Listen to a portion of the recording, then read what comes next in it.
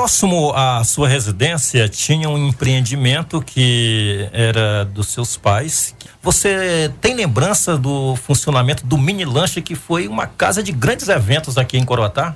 É verdade, Giovanni. A Mini Lanche foi, hoje quando você pergunta os coroataenses que tem acima de 30 anos, 35 anos para frente, todos, quando fala em Mini Lanche, todos falam do Clube Mini Lanche antigamente. Era um clube, um local da sociedade, né? Onde todos brincavam, e naquele tempo o povo se divertia, assim, eu acho que com mais amor, né? Não tinha essas drogas que tem hoje, essas brigas que tem hoje. Não tinha tanta violência. Não tinha tanta violência. Então, eu lembro demais do Clube Mini Lanche.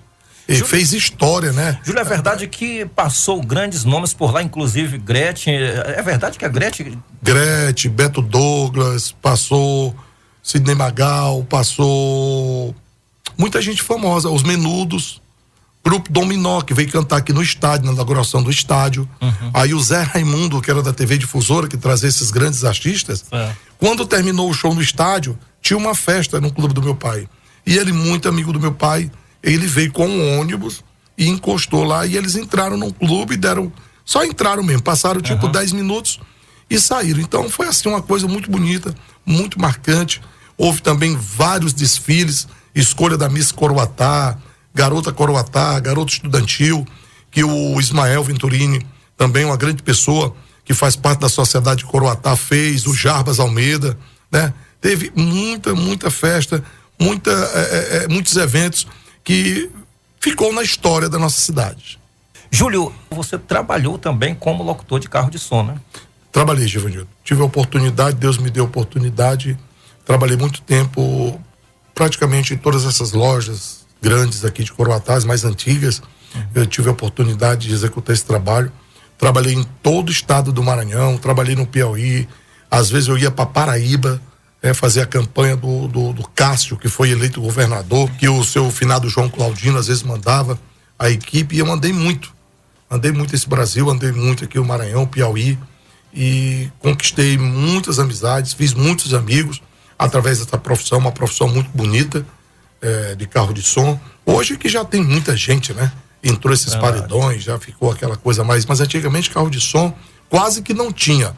E aí nós tivemos grandes locutores aqui em Coroatá, como o finado Zé Boatem, finado Zé Gonçalves, finado J. Filho, temos também aí o vereador Marcílio Gonçalves, e vários locutores daquele tempo, daquela época, né?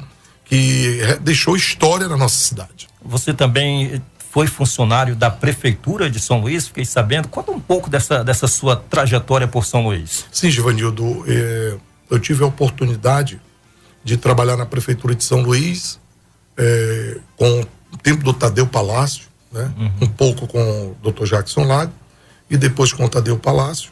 Aí retornei para Coroatá e depois retornei a São Luís e trabalhei 7 anos da gestão do Edivaldo Holanda Júnior, né? Eu tive, anteriormente eu trabalhava no gabinete do prefeito, né, como assessor, e aí quando o Edivaldo ganhou, eu fui trabalhar na Secretaria de Obras do município, a CEMOSP, onde eu adentrei aquela secretaria, fui ser o coordenador do RH da CEMOSP. CEMOSP, que é uma secretaria gigantesca, que tem mais de 1.000 pessoas que trabalham naquela secretaria, que toma de conta de toda a capital. E aí eu tive a oportunidade de ser o coordenador do RH, e depois eu fui ser o secretário adjunto lá da CEMOSP, da Secretaria de Obras.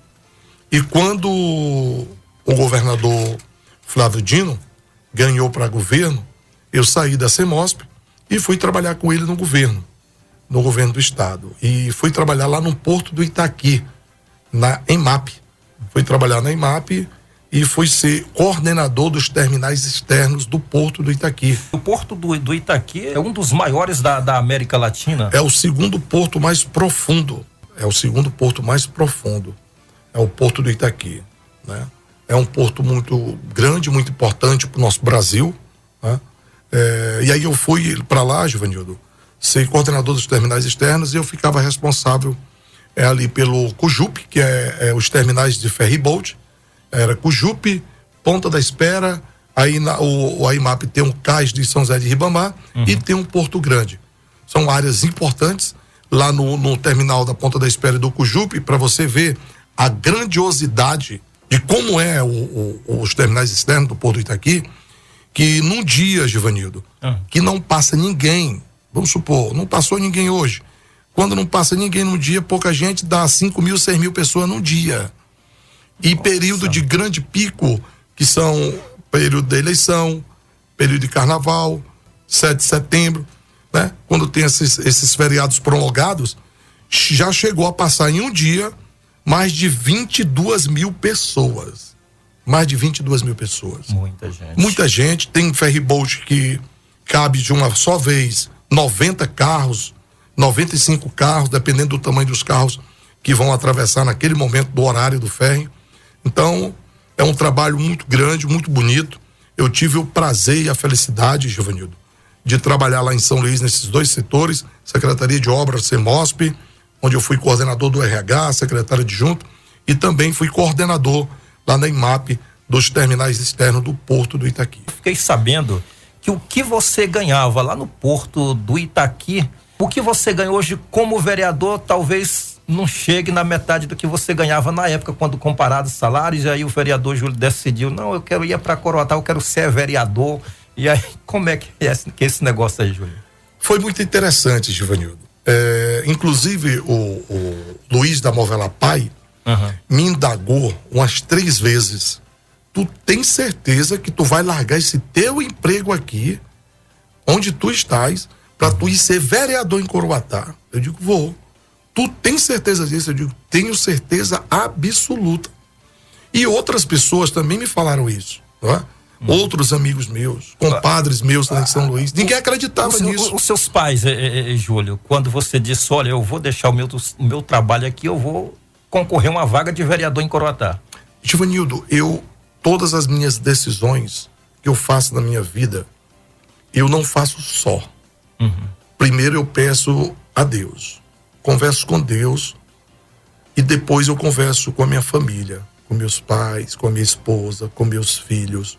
Eu não tomo assim uma decisão por impulso. Toda decisão minha eu converso com a minha família, primeiro com Deus, depois com a minha família.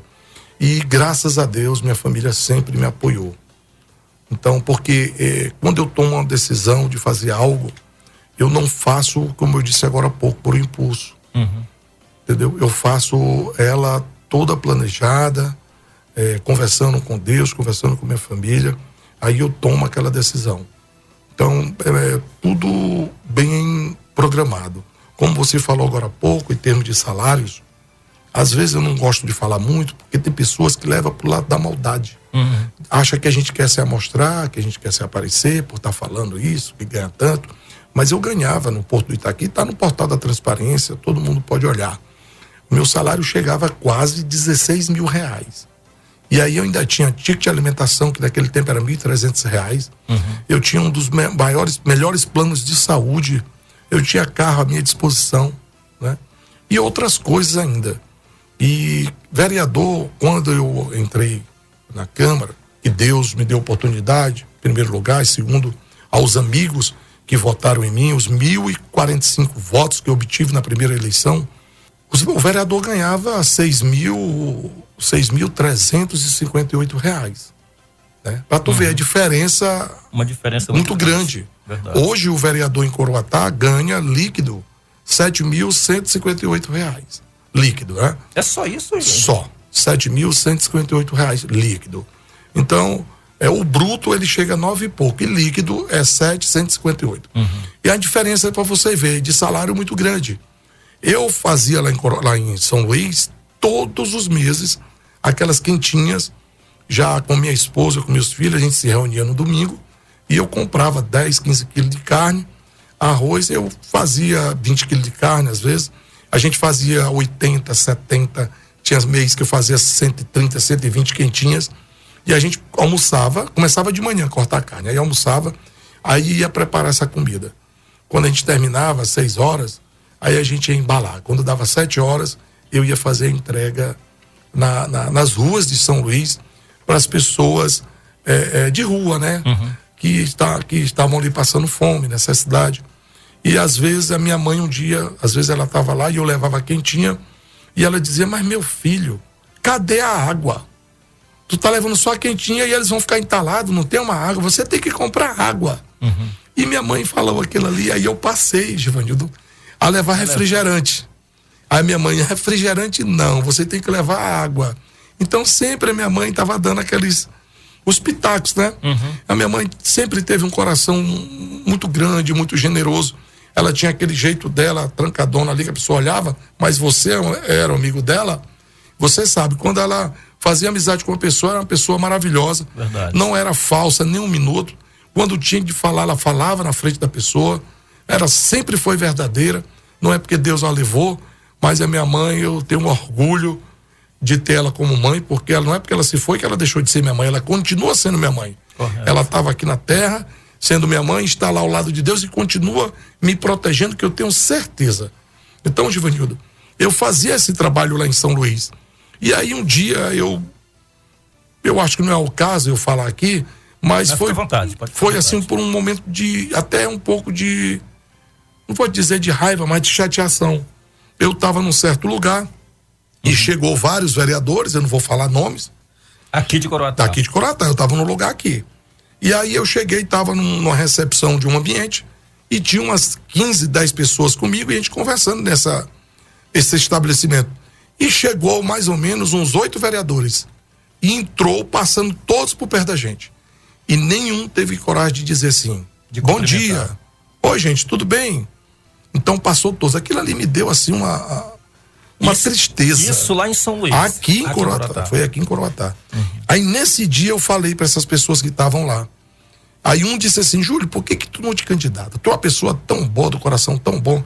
E eu disse assim para ele: eu vou me candidatar na próxima eleição. Olha, tinha terminado a eleição, tava com 15 dias, 10 dias, que o Luiz Filho tinha se eleito, o primeiro mandato.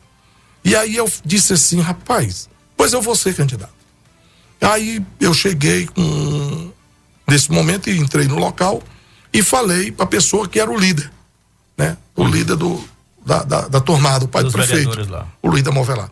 E disse: a partir de hoje eu vim lhe comunicar que na próxima hora, ele ainda ia assumir.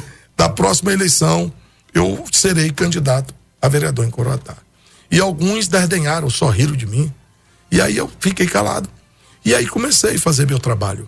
E aí Deus me deu a oportunidade, aqui estou já no meu segundo mandato. E eu fico muito feliz.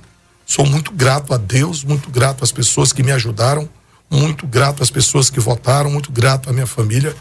E muito feliz. Eu sou uma pessoa, assim, realizada. Eu tenho uma família, Givanildo, você conhece, uma família muito linda. Graças a Deus, graças a Deus. E tenho muitos amigos. Você deixou o seu trabalho no Porto do Itaqui, conforme você falou aí, que ganhava quase 16 mil, trocou praticamente pela metade para ser vereador, ter bem mais trabalho, bem mais dor de cabeça, cansaço e correria. Você se arrepende de ter feito essa troca? Givanildo Araújo, em nenhum momento. Como eu falei agora há pouco, lá em São Luís eu fazia as quentinhas. Era 70, 80, às vezes ia até 130. Variava, né? E eu ajudava também lá nos terminais. As pessoas me procuravam muito. E lá nos terminais, eu gostava muito do terminal do Cujupe, que lá é uma comunidade, né? Que é na área de Alcântara. Certo. E as pessoas sempre perguntavam para mim: Júlio, tu quer ser candidato aqui em Alcântara? Eu digo: não, por quê? Porque tu ajuda muitas pessoas e aqui não tinha isso. Mas é uma coisa que eu tenho no meu coração, eu aprendi isso com meus pais. Queria ser em Coroatá. Queria ser em Coroatá, lá não, lá era a vontade de ajudar que eu sempre tive, né? Porque é assim, Givanildo, quando você ajuda uma pessoa, você está ajudando quem? Um filho de Deus, né? Então, às vezes, você não espera a recompensa daquela pessoa, Deus vai mandar outra pessoa te dar aquela recompensa por aquilo que você fez, que venha do coração. Certo. Porque existe maldades da pessoa que dá algo para o outro, visando um voto, visando algo, visando querer alguma coisa daquela pessoa. Então, não adianta, Givanildo, que a pessoa pode querer enganar a mim, pode querer enganar você, mas a Deus ninguém engana. Ou você faz do coração, com a bondade, ou você tenha cuidado. Júlio, e essa história de quando você trabalhava como locutor do Armazém Paraíba e o salário que você ganhava, você ainda preparava, que não era tanto quanto no Porto do Itaqui, mas você preparava umas cestas básicas para fazer a doação. Teve essa história? É verídico ou é mito isso, Júlio? Sim, Givanildo, teve. Eu fazia as cestas básicas, eu comprava no período do Natal ovo da Páscoa, né? Isso muito lá atrás, eu tinha meus 18, 19 anos, 20 anos, e eu já fazia isso, eu fazia a festa das crianças. Eu não sei se tu lembra que eu cheguei a colocar uma rádio ali na Trizidela, lembro. E aí eu distribuía picolé, distribuía suquinhos, eu ia no comércio pedir brindes, e eu fazia aquela brincadeira para as crianças. É uma coisa que eu sempre me senti bem, é amar o próximo, é ajudar o próximo. É uma coisa que eu sempre me senti bem, e desde aquele tempo eu já fazia isso. E olha, que nunca me passou pela cabeça a política. A política foi agora. Naquela época não passava. Nunca. Então eu sempre tive assim, o prazer de ajudar o próximo. Porque aqui na Terra é o que nós vamos ganhar e podemos levar, é isso, Givanildo. Não adianta estar aqui na Terra para estar adquirindo bens materiais. Eu vou comprar uma fazenda, eu vou comprar um avião, eu vou comprar um carro de luxo, eu vou comprar isso, aquilo. Quando você morre, você vai levar o quê? Nada. Então vamos construir algo de ajudar o próximo, de ajudar as pessoas que estão precisando, deixar um legado. Para quê? Para quando você morrer, você levar algo de bom com você. Porque eu te digo uma coisa, os mais antigos, mais velhos, dizem assim, que a gente presta conta aqui, né? E eu acredito assim, a gente presta conta aqui e presta conta lá em cima, quando a gente vai. Isso tá no meu pensamento.